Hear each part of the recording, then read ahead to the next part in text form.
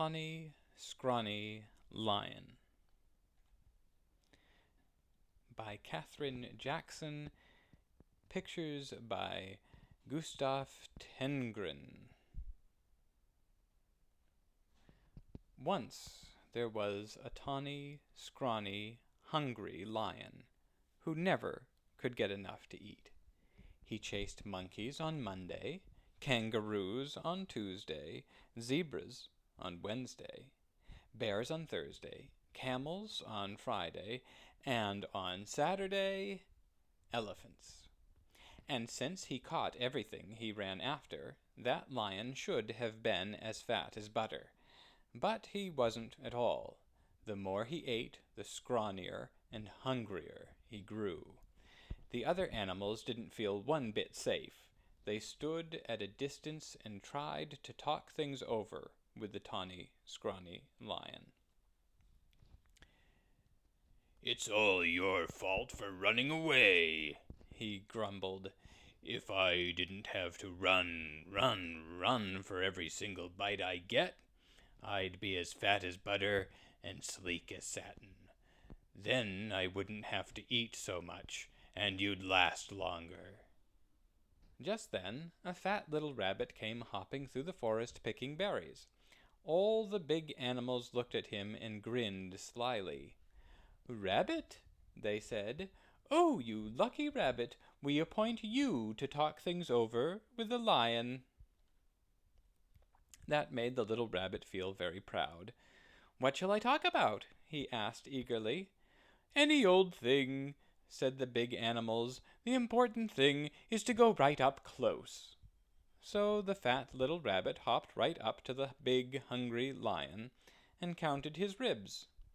"You look much too scrawny to talk things over," he said, "so how about supper at my house first?" "What's for supper?" asked the lion. The little rabbit said, "Carrot stew." That sounded awful to the lion, but the little rabbit said, "Yes, sir, my 5 fat sisters and my 4 fat brothers are making a delicious big carrot stew right now." "What are we waiting for?" cried the lion, and he went hopping away with the little rabbit, thinking of 10 fat rabbits, and looking just as jolly as you please.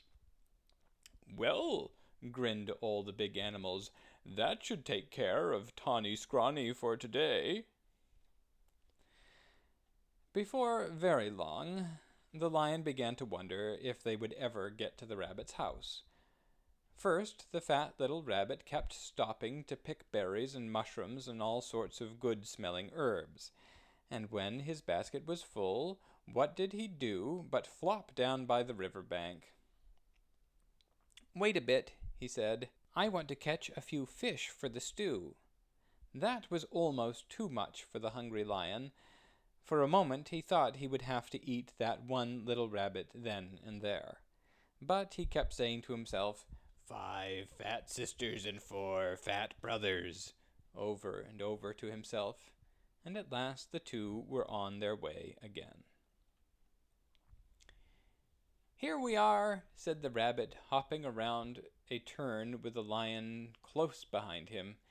Sure enough, there was the rabbit's house, with a big pot of carrot stew bubbling over an open fire.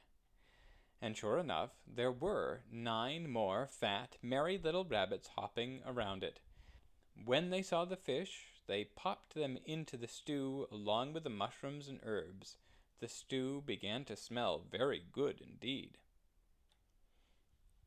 And when they saw the tawny, scrawny lion, they gave him a big bowl of hot stew. And then they hopped about so busily that really it would have been quite a job for that tired, hungry lion to catch even one of them. So he gobbled his stew, but the rabbits filled his bowl again. When he had eaten all he could hold, they heaped his bowl with berries. And when the berries were gone, the tawny, scrawny lion wasn't scrawny any more. He felt so good and fat and comfortable that he couldn't even move. "Here's a fine thing," he said to himself. "All these fat little rabbits, and I haven't room inside for even one." He looked at all those fine, fat little rabbits and wished he'd get hungry again. "Mind if I stay a while?" he asked. "We wouldn't even hear of your going," said the rabbits. They all plumped themselves down in the lion's lap and began to sing songs. And somehow, even when it was time to say good night, that lion wasn't one bit hungry. Home he went, through the soft moonlight, singing softly to himself. He curled up in his bed, patted his sleek, fat tummy, and smiled. When he woke up in the morning, it was Monday. "Time to chase monkeys," said the lion. But he wasn't one bit hungry for monkeys. What he wanted was some more of that tasty carrot stew. So off he went to visit the rabbits. On Tuesday he didn't want kangaroos, and on Wednesday he didn't want zebras. He wasn't hungry for bears on Thursday, or camels on Friday, or elephants on Saturday. All the big animals were so surprised and happy. They dressed in their best and went to see the fat little rabbit. "Rabbit," they said, "oh, you wonderful rabbit, what in the world did you talk to this tawny, scrawny, hungry, terrible lion about?"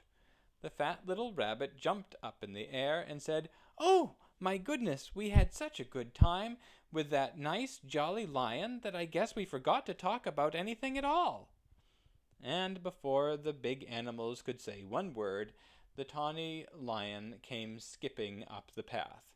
He had a basket of berries for the fat rabbit sisters, and a string of fish for the fat rabbit brothers, and a big bunch of daisies for the fat rabbit himself.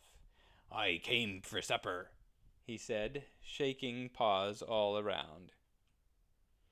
Then he sat down in the soft grass, looking fat as butter, sleek as satin, and jolly as all get out, all ready for another good big supper of carrot stew.